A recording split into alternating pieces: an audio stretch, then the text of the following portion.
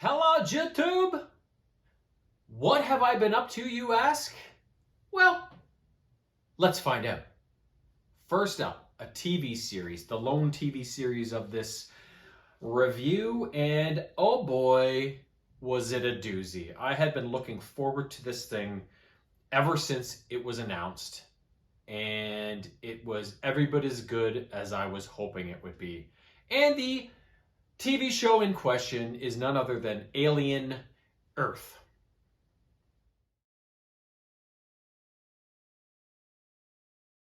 Alien Earth debuted in, I think, mid-August and ran through kind of later in September for 8 episodes. Episodes were like between 45 minutes to a little over an hour. The premise of the series, it takes place 2 years before the first Alien movie from 1979. And the year is, I believe, 2021? Something like that.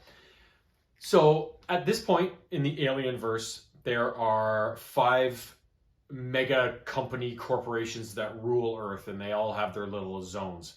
3 of them, I don't think they ever really mentioned the names of them, but obviously one of them is Weyland-Yutani, which is the company that features into all of the Alien films. And then the 5th one is called Prodigy, a relatively newer company on the block that has never been mentioned in the Alien movies, at least as far as I know anyways. Don't quote me, but this was something new to me.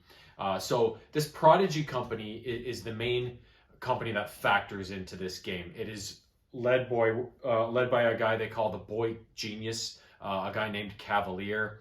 And what he's done, so you know in the Alien movies there's synthetics, so basically artificial humans that are imbued with this artificial intelligence, and Bishop from the Aliens movie, right?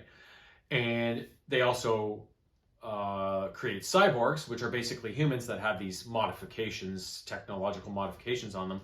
But what Prodigy has done is they have created a third kind of being. The Boy Genius has taken this young girl named Marcy, who is terminally ill. I believe it's cancer. I don't remember exactly. And she's dying. So what he has done is he has invented a process that will take a human consciousness out of this body and put it into a synthetic. So although the body is totally synthetic, the consciousness that is going to inhabit this body is entirely human. So his operation, or whatever you want to call it, with this girl is a success, and she now lives secretly in a secure Prodigy facility on this island called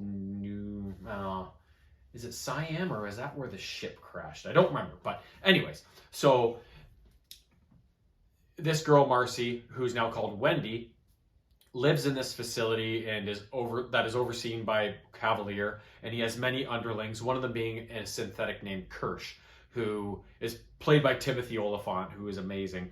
And he oversees these kids that get put into these synthetic bodies. Because although Wendy is the first, a handful of others follow, and they all live in this facility. And there's scientists and therapists that kind of are always checking on them and helping them develop and maintaining the normality of the situation at this facility.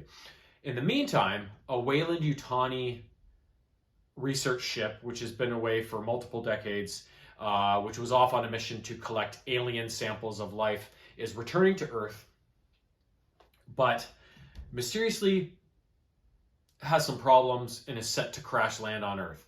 And some of the samples get loose on board. We see some chaos ensue. We see some people die. And when it crash lands in Prodigy territory. And some of these samples end up getting free of the ship. One of them, of course, an alien, a xenomorph. But there's other aliens in this series, and some of them are pretty awesome. You'll never look at a sheep the same way again after watching this series. And so obviously the Boy Genius Cavalier is like, oh, this belongs to us now. So he sends in his troops, and and they secure the ship and secure the samples and take them all back to the facility where all the kids are. But the kids actually go on this mission. Wendy convinces Cavalier that they would be good because they have the super strength of the synthetic bodies and whatever. But secretly, Wendy has her own objectives. Her brother Joe, who hasn't seen her since she died, even though she's not dead, is a medic working with a military team in this region where the ship crashed. So she secretly wants to go there to make contact with her brother, and not necessarily more so for the alien ship contents or whatever, right? So Kirsch takes the team of these synthetic children to the crash site, and Wendy's reunited with her brother Joe. They encounter a xenomorph, but Wendy ends up killing it and seems to also have some sort of link to them. She can almost, seeming like she can, she's on the verge of being able to communicate with them or something like that. So in the end, they all get evac'd back to the island, including her brother Joe, and they settle into life there. But as things unfold, things start to take a turn, as they always do in an alien story. So a security officer on board this Weyland-Yutani ship that crashed, a guy named Morrow, was the only survivor of the crash, and he's dead set on getting the alien samples back for Weyland-Yutani. So he has formed a link with one of the Lost Boys, which is what these children that have been put into these synthetic bodies call themselves, because Cavalier always read to them Peter Pan stories, the Lost Boys. That's why Wendy's called Wendy. He gets in the ear of one of these kids who's a little bit insecure and promises him stuff if he gets him an alien egg and all this stuff. So there's stuff going on that's going to cause everything to malfunction. And with this going on, Wendy also starts to second guess things that Cavalier and his company are doing, especially his synthetic head of security, this old clown that's a real prick, and one of the Lost Boys, I forget her name, this red-haired girl who's super cute. She ends up having a bit of trauma after having a close call with some of the alien specimens when they invaded the ship, and eventually she keeps telling the therapist and whatever that, oh, I'm pregnant, I'm gonna have a baby, and it's not possible, right? So Cavalier wants nothing to go wrong with these synthetics, so he orders the therapist, the scientist that kind of helped develop this technology, to erase her memory. Cut that out so she's behaving normally. And so they do that, and then when, I think her name is Nibs, when she wakes up and Wendy's talking to her about the events that happened, Nibs is like, I don't remember that, what are you talking about? So then Wendy is like, what is going on here? Like, they erased your memory. And Nibs is like, no, they didn't, man. So then all this stir up of shit is happening. So eventually Wendy is convinced that Cavalier is a bad dude, everything going on the island is a bad dude, and she wants to engineer an escape. So she gets most of the Lost Boys on board with her. At the same time, the Lost Boy that's dealing with Morrow is engineering his rendezvous with Morrow, whose team is going to invade the island and try and get their property back. So there's all sorts of stuff going on, all sorts of pandemonium. But in the end, Wendy's escape attempt gets foiled by the team of soldiers that Cavalier employs on the island to keep things safe. And Wendy's own brother Joe kind of betrays them when he takes Nibs out, not permanently, when she was about to take the fight to the soldiers that were trying to prevent them from leaving the island. So Wendy is kind of dealing with this, what she considers a betrayal from her brother Joe, and they all get recaptured and taken to a holding cell within the facility. And Cavalier's like, what are you doing? You know what I mean? Like, but Wendy has formed some sort of link with the xenomorph. She can communicate with it, and she can tell it to attack anybody or hold off or do whatever. And she also has developed some sort of knack of controlling the technology within the facility with just her mind. So although Cavalier and his goons think they have them all penned up and in a holding cell. She's like, nope, knocks out all the cameras, unlocks the cell door, and eventually they get the drop on Cavalier and his goons, and they end up putting them in the cell. And basically Wendy's like, yeah, we're taking over here, FYI. But, and that's how the series ends, with them, with the kids kind of taking over the island and putting all the adults and the scientists in the pen. But in the meantime, Yutani, who I'm assuming is Julia Yutani, they don't really say her first name, but just in reading alien stuff, I'm assuming that's who it is. She wants her stuff back, and so she has sent forces to the island, backing up Morrow's team to get back what's hers. So we haven't seen them arrive yet, but that's kind of how the series ends, in a cliffhanger with the kids taking over the island, Morrow's forces being there, but Yutani sending backup that's soon going to arrive. So I can't wait. I don't think season 2 has officially been greenlit yet, from what I've read, but it's got it. I think a lot of people watched this series and it was amazing. So I really hope it did well enough to get that second season, because I love this series. I know a lot of people online were complaining about it. They were like, "Oh yeah, when those guys first woke up on the Weyland Yutani ship and they were sitting around the table eating their breakfast after they came out of cryo, that was awesome. It was just like the original Alien." It's like, well, if all you want is a fucking redo of the Alien movie, just go watch the Alien movie again. Like, why can't they do something different? The series was amazing. Like, it was awesome. I don't know what people's problem with it is, but anyways, that's, nobody's happy with anything anymore. That's just the way the world is. What I really liked about this series, because I don't have Disney Plus, I watched it on the FX channel. So it was like hearkening back to the old glory days when things were awesome and the world wasn't such a big piece of shit, where you had to wait every week for that night to come along and that time slot to come along to watch the new episode of your favorite shows, right? So Tuesdays at 8 o'clock, I was tuned into FX and watching Alien Earth, and it was awesome. 8 weeks of magic. Next up, my first book of the sesh, book 1 of the Twilight Giants trilogy in the Forgotten Realms series, called The Ogre's Pact. So, this takes place in the kingdom of Hartvale or Hartsvale or something like that, which is presided over by King Camden Hartwick. His daughter Brianna is the princess and next in line for the crown of this kingdom. Around this kingdom is all surrounded the ice spires, a very, very dangerous and cold snowy tundra and mountains and all this shit. And within these mountains lurk many big beings that could cause the kingdom trouble. There's frost giants, there's stone giants, there's hill giants, there's ogres. But there is a tentative truce in play, and that keeps all of these giant beings from raiding the kingdom and doing harm to the humans. And there's even a stone and a frost giant representative that preside in the castle all the time, that work with the king in maintaining this peace. However, soon things are about to go downhill.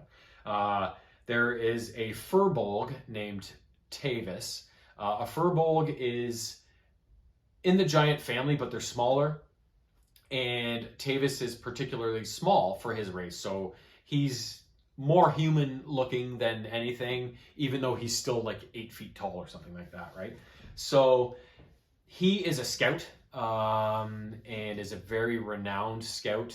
He can track, he can shoot arrows, he can take down giants no problem. Like he's a very talented guy.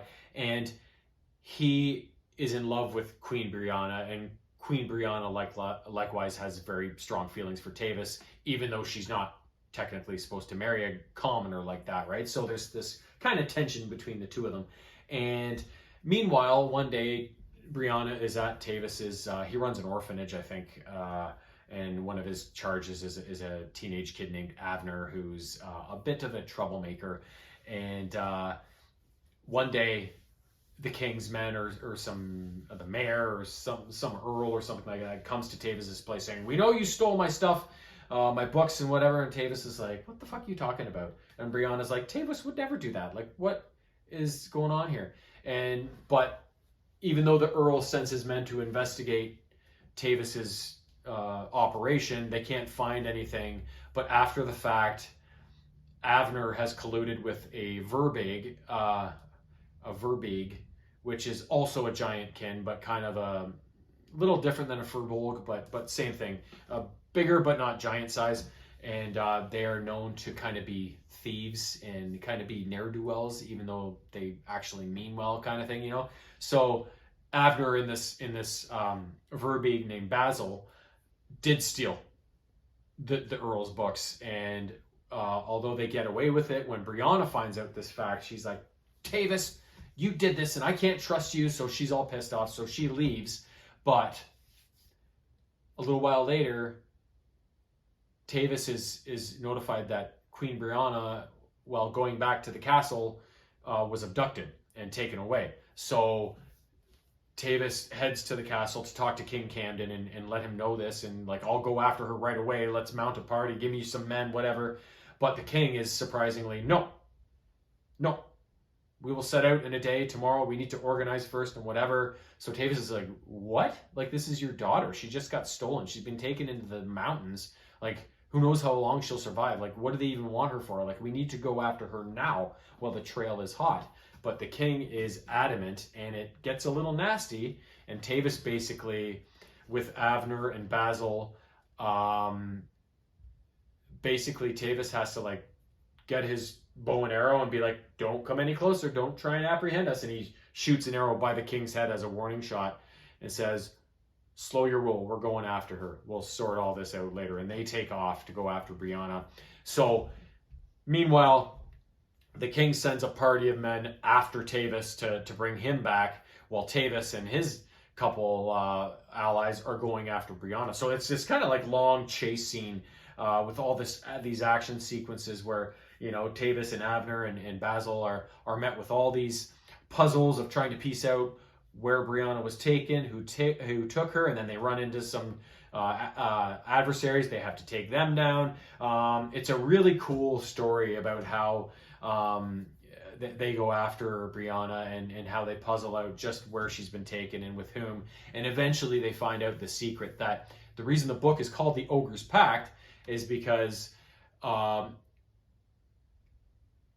years ago, I think King Camden recruited the ogres to help them win a war against some giants and stuff like that and secure this peace. But the price for doing so was that eventually King Camden was going to have to give his daughter to the ogres. So he actually went that far to do that. And now this is them cashing in that deal. And so that's why King Camden was like, no, you're not going after Brianna, right? Which threw Tavis for a loop. Like, what? So that's the reason why nobody's going, King Camden's not sending anybody after her. Rather, he's sending people to throw Tavis off doing that, right? So eventually Tavis and his allies are able to recapture Brianna. He tells her the truth. She doesn't believe him. My father would never do that, blah, blah, blah. We need to get back to the castle to sort this out. But the only way to do so is to go to the Hill Giants, who are ruled by Newt, who will help us. And meanwhile, Tavis is like, no, he won't. He knows all about it. He's probably in on it. But okay, so it's just trouble after trouble after trouble after trouble. But Tavis is such a good scout that he gets them through all these misadventures, and eventually they do go back to the kingdom where Brianna confronts her father, because the more and more stuff that goes on, the more and more she's like, fuck, I think Tavis is right. Like, my father actually did this to me. So then she confronts him. He confesses the whole thing. He seems kind of like a madman. And he is set to take Brianna down and give her to the ogres. But Tavis is like, he foils his plan by saying, you know what, King Camden? I'm going to put an arrow into your daughter. And this was their plan all along, so that she's dead and you won't be able to give her to the ogres and you're going to be screwed. So basically the frost giant and the stone giant that were kind of King Camden's representatives in his court, basically take off, and he abdicates the throne. Brianna becomes the princess, and that's kind of how book 1 ends, with them taking over the kingdom, and King Camden kind of leaving in defeat. But we know they're not done there, right? A king just doesn't get ousted like that and leave it alone, even though he is an asshole, right? So we'll see what book 2 brings. I actually already know most of what book 2 brings, because I'm pretty much almost done it at this point. But shh, I didn't say that.